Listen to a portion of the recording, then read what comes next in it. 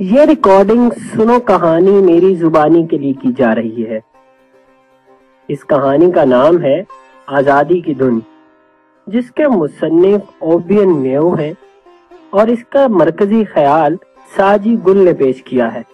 یہ آزادی کہانیاں کے سلسلے کی تیسری کہانی ہے اور میں ہوں قصہ گو عبد الرحمن۔ امن ایک ننھا سا پیارا اور نہایت نیک بچہ تھا۔ اس کی زندگی میں خوشیوں کی کوئی کمی نہ تھی، مگر ایک ٹانگ کا لنگڑا پن اس کی خوشیوں کو اداسی میں بدل دیتا۔ جیسے جیسے وہ بڑا ہو رہا تھا، دوست بنانے کی تڑپ اس کے اندر پختہ ہوتی جا رہی تھی، لیکن کوئی بھی اس سے دوستی کرنا پسند نہ کرتا۔ باقیوں کی نسبت بہتر طریقے سے چلنے کا احساس اسے اندر ہی اندر جلاتا رہتا۔ ایک دن تو حد ہی ہو گئی۔ ہوا کچھ یوں کہ امن کے گھر کے سامنے والے گھر میں ڈاکٹر جمال رہتے تھے۔ ان کے دو ہی بچے تھے، نور فاطمہ اور لبیب احمد۔ دونوں نے بہت اچھے نمبروں سے 5ویں کے امتحانات پاس کیے، جس کی خوشی میں ڈاکٹر جمال نے بہت بڑی دعوت رکھی اور تمام محلے والوں کو مدعو کیا۔ امن بھی اپنے ماں باپ کے ساتھ وہاں گیا۔ جب سب کھا پی کر فارغ ہو گئے تو لبیب نے تمام بچوں کو آواز دے کر کہا، بچوں، کیوں نہ ہم ساز کرسی کھیل کھیلیں؟ جو جیتے گا اس کو انعام ملے گا۔ یہ سب بچے خوشی سے تالیاں بجانے لگے۔ امن بھی کھیلنے کے لیے بہت پرجوش تھا۔ جب کھیل شروع ہوا تو لبیب کی نظر امن پر پڑی۔ اس نے فوراً لپک کر اس کو بچوں کی بھیڑ سے باہر کھینچ لیا۔ تم کھیلو گے یہ کھیل؟ وہ زور سے ہنسا۔ ٹانگ دیکھی ہے تم نے اپنی؟ پہلے ٹھیک سے چلنا تو سیکھ لو۔ تمہاری وجہ سے باقی بچے بھی تنگ ہوں گے۔ بہتر ہے کہ تم گھر واپس چلے جاؤ۔ نور فاطمہ نے یہ دیکھا تو فوراً آگے بڑھ کے لبیب کو ڈانٹا۔ بس کرو لبیب، سب دیکھ رہے ہیں۔ کتنی بری بات ہے، سب کو کھیلنے کا حق ہے۔ گھر واپس آ کر امن بہت رویا۔ یہ دیکھ کر اس کی ماں کا دل کٹا جا رہا تھا۔ ساری رات سوچنے کے بعد ان کے ذہن میں ایک خیال آیا۔ صبح ہوتے ہی انہوں نے امن کے ابا کو ساتھ لیا اور بازار کی طرف چل پڑی۔ جب واپس آئیں تو ان کے ہاتھ میں ایک پنجرا تھا جس میں پرندوں کے 2 جوڑے قید تھے، ایک جوڑا طوطوں کا اور دوسرا چڑیوں کا۔ امن انہیں پا کر بہت خوش ہوا۔ وہ ہر وقت انہیں ہی دیکھتا رہتا۔ اس طرح اس کا دل بھی بہل گیا اور اکیلا پن بھی دور ہو گیا۔ 2 دن تو پرندے اچھی طرح رہے، مگر تیسرے دن طوطوں نے چڑیوں کو ٹھونگے مارنے شروع کر دیے اور انہیں کھانے کے قریب بھی نہ آنے دیتے۔ امن نے یہ دیکھا تو ایک اور پنجرا خرید لایا تاکہ چڑیوں کو ان سے الگ کر سکے۔ مگر خدا کو کچھ اور ہی منظور تھا۔ جیسے ہی اس نے چڑیوں کو نکالنے کے لیے پنجرے کا دروازہ کھولا تو چڑیا پھر سے ہوا میں اڑ گیا۔ چڑیا نے بھی اڑنے کی کوشش کی، مگر وہ سلاخوں سے اٹک کر رہ گئی اور ناکام رہی۔ امن نے جھٹ سے دروازہ بند کر دیا۔ چڑیا اب اکیلی طوطوں کے ظلم کا نشانہ بنی ہوئی تھی اور وہ رو رو کر دعا مانگ رہی تھی، یا الہی، میرے حال پہ رحم فرما، مجھے اس ظلم و ستم سے نجات دلا، اب مجھ سے اور نہیں سہا جا رہا۔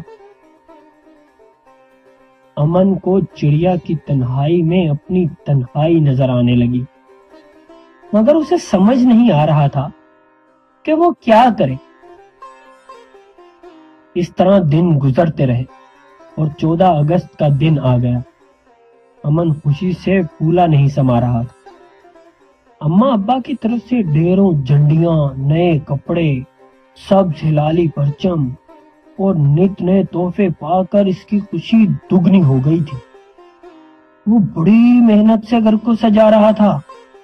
جب سارا کام کر کے سستانے کے لیے وہ اپنے کمرے میں گیا تو اس کی نظر کھلی کھڑکی پر پڑی، جہاں آزاد چڑا غمگین حالت میں بیٹھا ہلکا ہلکا سسکیاں لے رہا تھا۔ امن کو بہت ترس آیا۔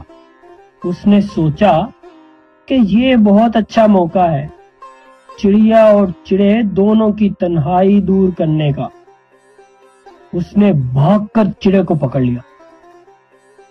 چڑا شاید اتنا افسردہ تھا کہ اسے امن کے آنے کی خبر ہی نہ ہوئی۔ ہاتھوں میں آتے ہی اس نے خود کو چھڑوانے کی بہت کوشش کی، مگر بے سود۔ امن نے نیا پنجرا نکالا تاکہ چڑیا اور چڑا دونوں کو اس میں رکھ سکے۔ جب وہ دونوں کو نئے پنجرے میں ڈال چکا تو یکایک ساتھ والے گھر سے بلند آواز میں ملی نغمہ چلنے لگا۔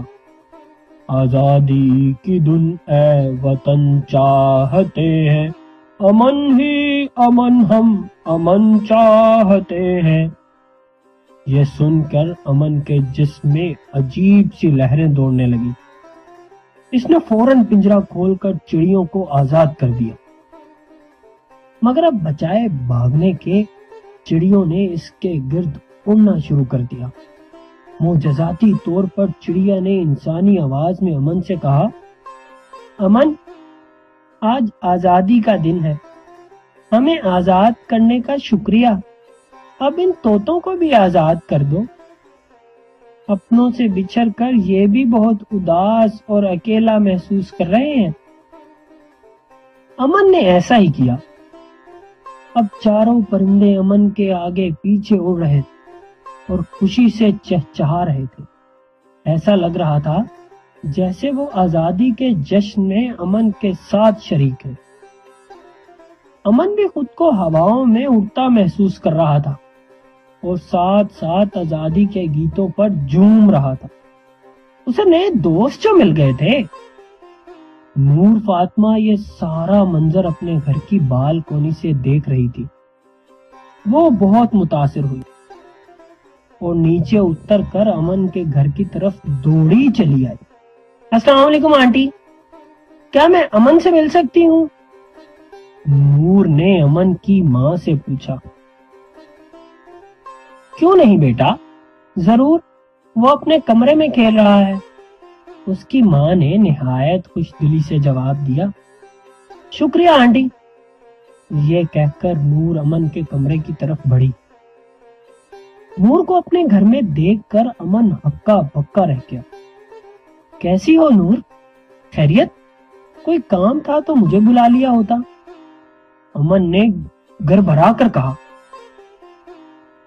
ہاں، مجھے تم سے بہت ضروری کام ہے، اگر تم کر سکو تو۔